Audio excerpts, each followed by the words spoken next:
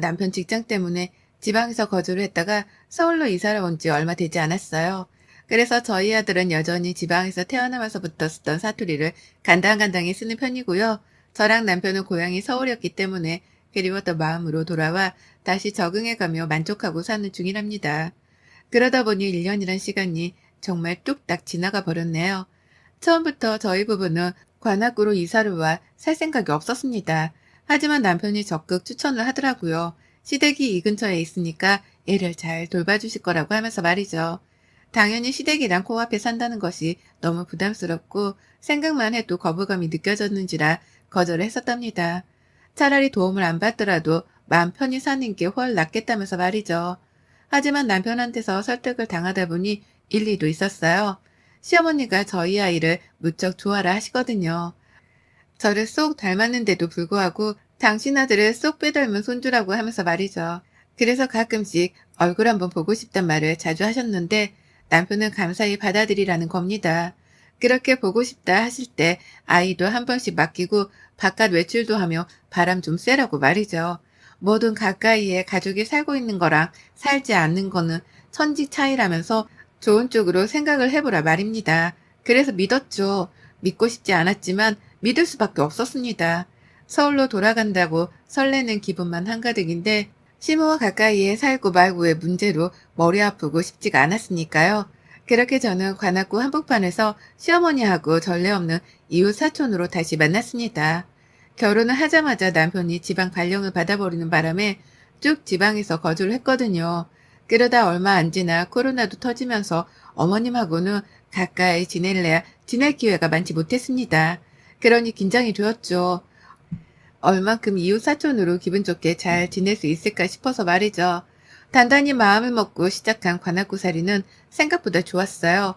집도 주인분이 인테리어를 싹 새로 한 빌라에 운이 좋게 들어와서 살게 되었는지라 만족스러웠고 금세 제 아들아이 또래 친구 엄마들을 만나고 얼굴을 익히다 보니 친구도 생겼답니다. 제가 저희 친동생이 운영하는 쇼핑몰에서 포장 알바랑 고객 상담 업무를 해가며 아르바이트를 해주게 되었는데요. 아이가 어린이집에 가 있을 동안에만 일을 해주다 보니 육아를 하는데 크게 힘든 건 없었어요. 받은 알바 월급으로는 아들이랑 소소하게 카페를 가는 재미도 있었고요. 그런데 하나 참 매번 경험할 때마다 싫다 싶은 것이 하나 있었습니다. 그건 바로 시어머니의 살림살이 방식이었죠. 어머님은 참 특이하게도 예의범절에 어긋나는 행동을 하셨답니다.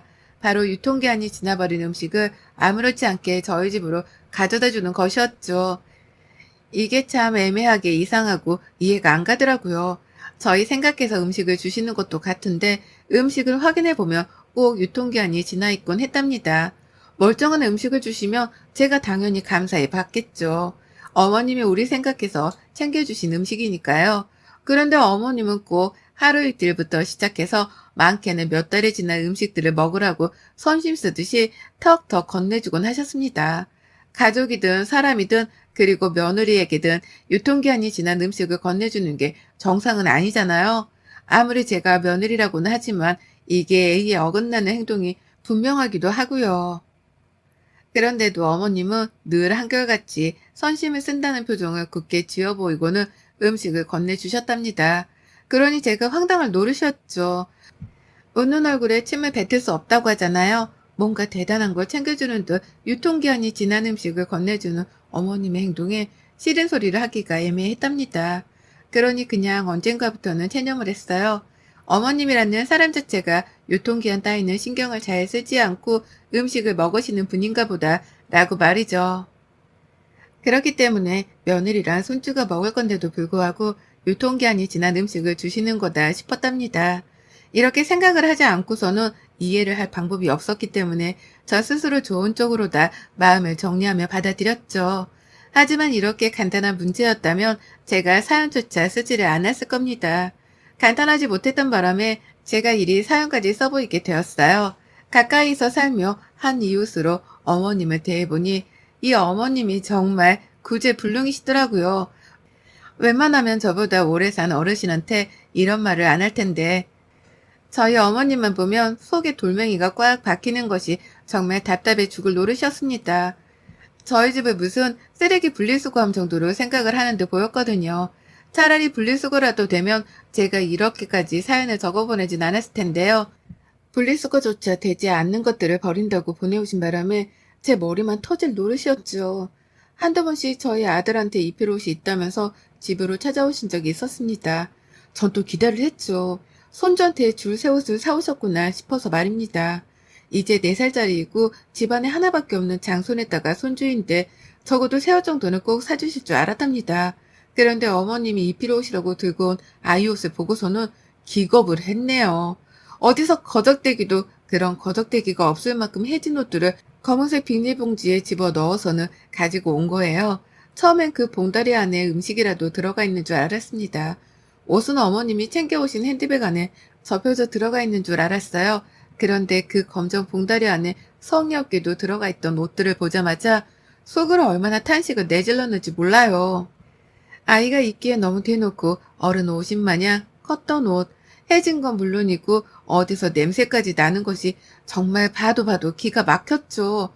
하지만 어머님은 어디서 굉장한 옷을 구해왔다는 듯이 뿌듯해하며 옷을 건네주셨고요.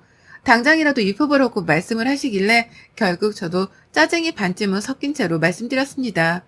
아니, 이 옷을 어떻게 입혀요? 이렇게 큰데. 라고요. 그러자 어머님은 놀랍지도 않다는 듯이 대답하시더라고요. 아, 이게 크니? 큰가? 라고 말이죠. 그리고 별말 없으시다가 얘랑 놀아주기만 하고는 그냥 옷을 내버려 둔 채 집을 나가버리셨답니다. 또다시 우리 집에 못쓸 짐을 버리시고 가버린 것이었죠. 늘 이런 식이었어요. 이런 식으로 못 쓰는 옷, 쓰기 싫은 물건들을 참 잘도 놓고 가셨습니다. 꼭 놓고 가면서는 대단한 걸 들고 왔다는 듯 아주 뿌듯한 표정으로 집을 찾아오셨고요. 그러니 저는 반복되는 어머님의 행동에 당연스레 불만을 품을 수밖에 없었던 겁니다. 내 집을 분리수거장이라 생각을 하는 게 분명하다는 생각을 아무리 곱씹어도 지울 수 없었거든요. 매달 시어머니한테서 받은 물건들이 한가득이었고 그걸 버리면서 혼자 화를 삭혔어요. 도대체 어디서 가져오길래 이런 냄새나고 더러워 보이는 것들을 잘도 건네주시나 싶었거든요. 그런데 곰곰이 생각을 해보니 이해가 가더라고요. 어머님은 정말로 집안에 오래도록 묵혀놓고 삭혀둔 오랜 짐들을 저희 집으로 버려내고 있었던 것이었습니다. 장롱 안에 안 입는 옷들이 몇 개씩은 집집마다 있잖아요. 있는지 없는지도 모르는 그런 옷들 말입니다. 어머님은 딱 그런 것들을 저희 집으로 보내신 것이었습니다. 그러니 어디 유행도 알 수 없는 출처모로 옷들이 저희 집에 쌓여갔던 것이었겠죠. 그런 와중에 남편이 쐐기를 박는 말까지 꺼냈죠. 이거 나 어릴 때 우리 엄마가 입던 옷인데? 라고요. 그래서 그 후론 진짜로 어머님이 준다는 건 최대한 피했어요. 뭘 줄 게 있다고 할 때마다 극적으로 시어머니 연락을 피해가면서 지냈달까요? 집에 오고 싶다는 뉘앙스를 풍기면 또 뭘 버리듯 주고 가실 것 같아서 애들 친구 엄마들을 만난다거나 여동생 회사에서 일을 하느라 바쁘단 티를 팍팍 내가면서 또 만남을 피했습니다. 그런데 시어머니가 또 오래간만에 음식으로 장난을 치셨어요. 한동안 유통기한 지난 음식이라고는 라면밖에 주지를 않아서 제가 받자마자 몰래 버리곤 했습니다. 유통기한 지난 음식을 조금은 먹어도 된다고들 하는데 전 굳이 그러고 싶지 않았고 날짜를 잘 따져가며 먹는 사람인지라 그냥 버리는 선택을 했던 거죠. 하지만 계속해서 유통기한이 지난 음식을 주는 시어머니를 뜯어 말리지 못했던 바람에 결국 일이 터지고 말았습니다. 언젠가 터질 것만 같았던 일이 결국 터져버린 것입니다. 아이랑 잠시 외출을 했다가 집으로 오는 길에 어머님을 뵈었어요. 집에 오고 싶다고 오전부터 연락을 하셨는데 제가 바쁘다는 핑계로 연락을 회피하던 도중에 딱 맞닥뜨린 것이었죠. 속으로 큰일이다 싶었습니다. 어머님 손에 들려있는 검정 봉다리를 보자마자 절로 식은땀이 흘러나오는 기분이 들기까지 했죠. 그래도 집 앞까지 찾아오신 분께 그냥 가시라고는 할 수 없었기에 일단 어머님을 모시고 집 안으로 들어갔어요. 그리고는 아직 어머님이 건네주질 않은 그 검정 봉지를 무심히 쳐다보다가 어머님이 아이스 커피를 마시고 싶다 하시길래 부엌으로 들어갔습니다. 저희 어머님이 한여름에도 한겨울에도 믹스커피를 얼음에다가 탄 아이스 커피만을 드시는 분이거든요. 그래서 저는 잠시 아이를 어머님께 맡겨놨어요. 제 집안이기도 했고 아이의 친할머니이셨으니 아이를 맡겨놓고 말고 하는 것에는 전혀 껄끄러울 것이 없었습니다. 아이도 자신을 좋아하는 할머니를 잘 따르는 편이었고요. 그렇게 저는 잠시 부엌에서 아이스 커피를 탔네요. 시어머니의 검정 봉다리의 존재 때문에 식은땀이 나던 찰나였는지라 저도 목이 말라버려서 제 것도 같이 타버렸습니다. 얼음 가득 들어간 걸로다가 말이죠. 그리고는 그냥 간단하게 아이랑 다 같이 먹을 만한 걸로 사과를 깎아서는 반상 차림으로 들고 나갔는데요. 세상에나 들고 있던 쟁반을 그 길로 거시바닥에 떨어뜨릴 뻔했답니다. 시어머니가 들고 오신 검정 봉지를 제 아이가 잡고 있는 걸 봐버렸거든요. 그것만으로도 깜짝 놀랄 일인데 문제는 그것뿐만이 아니었다는 거예요. 아이가 들고 있는 봉투는 안에 아무것도 들지 않은 빈 봉투였습니다. 애가 그냥 빈 봉투를 손으로 끄적여 가면서 놀고 있었던 거예요. 할머니, 할머니 부르면서 말이죠. 그런데 이상한 거예요. 아이 입술에 묻은 흰 자국이 너무 선명했던 겁니다. 내가 방금 뭘 먹였나 싶어서 순간 몇 분 전의 일을 되새겨가며 생각을 했습니다. 하지만 아무리 생각해도 저는 아이를 데리고 집으로 오는 내내 아이한테 뭘 먹인 게 없었어요. 입술 주변에 묻을 만한 흰 액체 따위를 사준 적도 없었고요. 그래서 거실에서 아이를 마주보자마자 냅다 한 걸음에 아이에게로 달려갔습니다. 그리고는 입술 주변을 닦아주며 제 손에 묻은 흰 액체의 정체를 확인했죠. 그리곤 정말 저도 모르게 불안한 감정이 머릿속을 휩쓸며 한숨을 푹 쉬고야 말았네요. 그건 바로 우유였습니다. 흰 우유였어요. 머릿속이 새까매지더라고요. 애한테 우유를 가져다 준 적이 없는데 도대체 이 우유가 어디서 났나 싶어 말이죠. 그리고 바로 1초도 지나지 않아 그 우유의 출처는 충분히 지레짐작할 수 있었습니다. 그건 바로 시어머니가 들고 온 것이었을 테죠. 당연했습니다. 늘 뭐든 버리는 음식이며 옷이며 자질구레한 것들을 우리 집으로 들고 오시는 분이셨기 때문에 이번에도 검정 봉지 안에 뭔가가 들어있을 것이 분명했어요. 근데 그걸 저한테 검사조차 받지를 않고 곧장 뜯어서는 제 아이의 입으로 직행하듯 집어 넣어버린 것이었습니다. 상했는지 아닌지 유통기한이 지났는지 안 지났는지 제 눈으로 확인조차 하지를 못한 우유를 말입니다. 어머님 이거 우유예요? 아니 우유를 먹이신 거예요? 라면서 말까지 잘 못해가면서 숨이 넘어가는 채로 어머님을 불러댔어요. 저로서는 당장 확인하고 뭐라도 조치를 취해야 하는 상황이라 판단이 되어 거침없이 말을 쏟아냈습니다. 제가 지금 당장 알아야 할 것들을 캐 물어가면서 말이죠. 그러자 어머님은 세상 태평하다는 듯한 표정으로 느긋하게 말씀하시는 거예요. 아, 그래. 내가 집에서 가져왔는데 그거 먹인 거다. 애가 목마르다고 하길래. 라고요. 그 말을 듣자마자 하얀 우유곽을 찾았습니다. 그리고는 정말 아니길 바라는 마음으로 유통기한부터 확인을 했어요. 하지만 불안한 예감은 현실이 되었고 저는 무려 일주일이나 지나 있는 우유 유통기한 날짜를 눈으로 목격해 버렸답니다. 탄식 따위는 나오지도 않았어요. 너무 황당하게 어머님께 뒤통수를 맞았다는 생각에 어처구니가 없다며 머리가 멍해지더라고요. 가만히 손 놓고만 있을 새도 없었답니다. 제 아이가 그 우유를 마셨기에 일단 아이가 괜찮은지부터 확인을 해야 했어요. 아무리 유통기한이 며칠이 지나고 말고 해도 먹는 데 지장이 없다고는 하지만 이게 어린 아이한테는 다를 수 있다는 거잖아요. 그러니 저는 부모로서 당연하게 걱정을 할 수밖에 없었고 그 길로 아이한테는 못 모르고 일단 물부터 잔뜩 마시게 했습니다. 하지만 아니나 다를까 얘는 그걸 감당하지 못한 채 저녁 내내 설사를 했어요. 배탈이 난 것이었습니다. 내 아이가 화장실을 왔다 갔다 하면서 배를 움켜잡는데 그걸 보면서 제 속은 불타오르기 시작했어요. 이럴 이유가 없었는데 내가 잠시 시어머니 입에 들어갈 음료를 타준다고 방심을 한 사이에 아이가 우유를 먹었다는 생각이 들었거든요. 적을 코앞에 두고 방심한 저 스스로에게 너무나 후회막심한 기분이 들었답니다. 그래서 아무 잘못을 하지 않은 저였음에도 불구하고 저 스스로를 탓할 수밖에 없었네요. 저는 원래 복수 따위를 하고 말고 하는 사람이 아니었지만 이번만큼은 어머니께 본때를 보여줘야겠다 싶었습니다. 자다가도 화가 나 발길질을 하기 다반사였고 아이만 보며 설사하던 때가 떠올라 미안해 죽겠더라고요. 그런데도 아무 일이 없었다는 듯 집으로 돌아가 소식이 깜깜무소식인 시어머니를 떠올리면 내가 뭘 어떻게 해야 속이 시원할까 싶어 복수심만 타올랐습니다.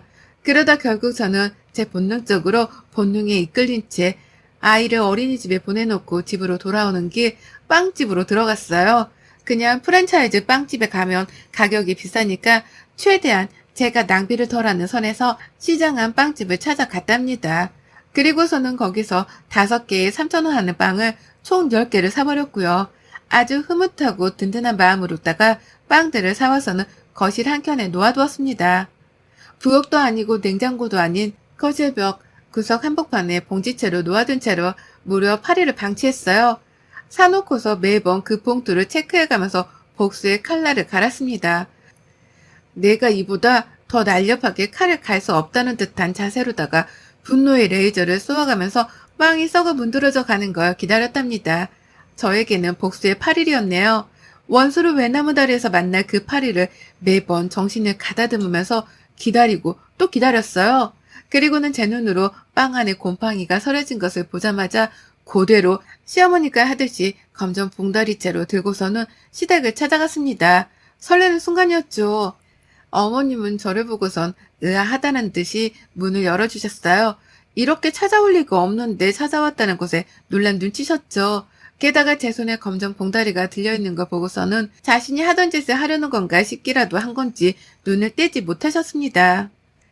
그러니 저는 어머님의 반응이 너무 웃기기도 하고 약이 올라서 집에 들어가자마자 자리에 앉지도 않은 채 봉다리를 건네드렸어요.